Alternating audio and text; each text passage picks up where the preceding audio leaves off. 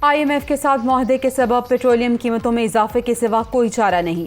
हुकूमत असरात से बाखूबी आगाह। मुआहदे पर तहरीक इंसाफ की हुकूमत ने दस्तखत किए। कौम को तफसीलात से जल्द आगाह करेंगे, वजीर आजम का ऐलान।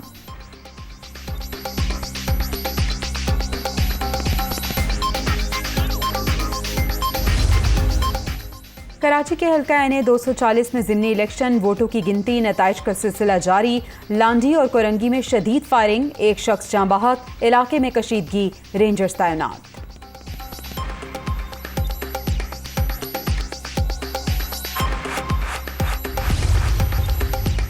पेट्रोलियम मसनूआत की कीमतों में इजाफा। इमरान खान ने इतवार की रात 9 बजे एहतजाज की कॉल दे दी। हम हुकूमत में थे तो कहा गया महंगाई बहुत है। साजिश में मुलव्विस तनासिर एक ही राह गलापते रहे। ये अब तक पेट्रोल 85 रुपए लीटर महंगा कर चुके। अगले माह निर्ख मजीद बढ़ेंगे। सच ज्यादा देर तक नहीं छुप सकता। कौम से मुखातिब होकर हकाइक सामने रखूंगा। PTI चेयरमैन का वीडियो पैगाम।